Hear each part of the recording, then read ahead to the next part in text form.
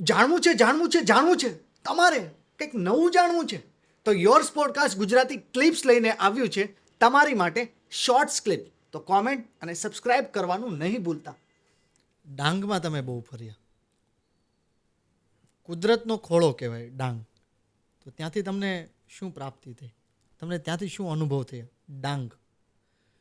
ડાંગની અંદર મને આ બ્રહ્માંડે, ઈશ્વરે અને એમાં જે લોકો નિમિત્ત બન્યા એ દરેક લોકોએ મને આ તક આપી કે 5 વર્ષ હું ડાંગના જંગલોમાં રહ્યો. અને એ ડાંગના જંગલોમાં નદી, નાળા, ઝરણા, પહાડો, આકાશ ખુલ્લું, સૂર્ય અને ચંદ્ર બંનેની ઉપસ્થિતિ એક સાથે ત્યાં જોવા મળે. શહેરોમાં તો સૂર્ય હોય તો ચંદ્ર ન જોઈ શકાય, ચંદ્ર હોય ત્યારે સૂર્ય ન જોઈ શકાય, પણ ત્યાં ખુલ્લા મેદાનો અને પહાડોની ટોચ હોવાના કારણે આ બધું મેં સાથે જોયું. પ્લસ મેં ત્યાં વરસાદની અનુભૂતિ અદ્ભુત રીતે કરી. આ મારા જીવનના અત્યારે 37મું વર્ષ ચાલે છે, તો એ ટાઈમે હું 31-32 આસપાસનો હતો. તો 32 વર્ષમાં મેં જે વરસાદ, જે ઠંડી અને જે તડકો ક્યારેય મેં આ શરીર ઉપર નહોતો ફીલ કર્યો, એ બધું જ મેં ત્યાં ઋતુઓને ફીલ કરી. અને ઋતુઓને ફીલ કરતાની સાથે મને એવું સમજાયું કે આપણું જે આ બોડી છે, કોઈ પણ મહાપુરુષનું જ્યારે અવસાન થાય ત્યારે એના માટે એવા શબ્દો લેખકો લખે કે પંચ મહાભૂતોમાં એ વિલીન થયા. એટલે આ પંચ મહાભૂતોમાં જે કાંઈ આકાશ, અગ્નિ, જળ, વાયુ, આ બધા જે તત્વો છે, માટી, આ બધા જ તત્વોની અનુભૂતિ જો કરવી હોય ને તો એ માત્ર ને માત્ર જંગલમાં યા તો ખેડૂત તરીકે તમે જીવો ગામડાઓની અંદર તો જ થાય.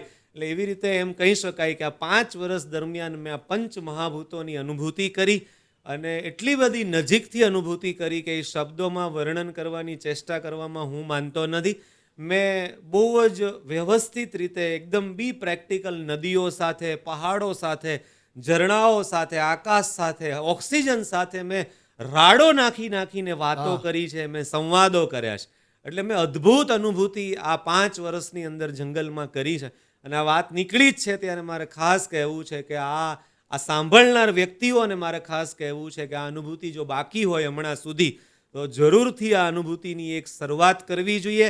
વરસાદનું એક એક્ઝામ્પલ આપું તો કે આપણે માણીને કેટલો માણીએ. કદાચ કોઈને વરસાદમાં નાહવાનું અતિશય ગમતું હોય તો એ પહેલા, બીજા, ત્રીજા, ચોથા, પાંચમા કે 10 વરસાદના રાઉન્ડ સુધી ધાબા ઉપર કે શેરીમાં જઈને નાશે અથવા બાઇક લઈને લોંગ ડ્રાઈવ કરશે.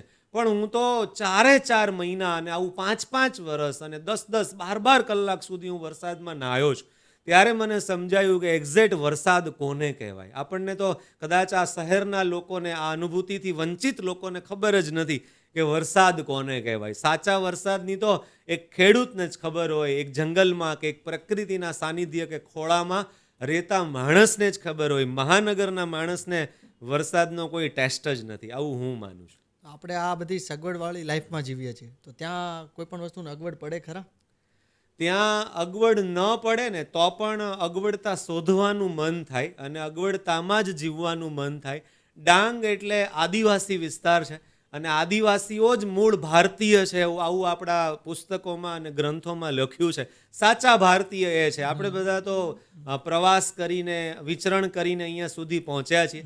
તો આ આદિવાસીઓને જ્યારે હું જંગલમાં રહેનાર એક આદિવાસીને જોઉં છું ને ત્યારે મને સમજાય છે કે ઓછામાં ઓછા પ્રકાશમાં, ઓછામાં ઓછી ભૌતિકતામાં અને ઓછામાં ઓછા તેલ, મીઠું, મરચું કે ઓછામાં ઓછા અનાજ કઠોળમાં જો કોઈ પ્રજા પ્રસન્નતાથી અને સ્વાસ્થ્ય સાથે અને પૂરા આયુષ્ય સાથે જીવતી હોય તો એ આદિવાસી પ્રજા છે.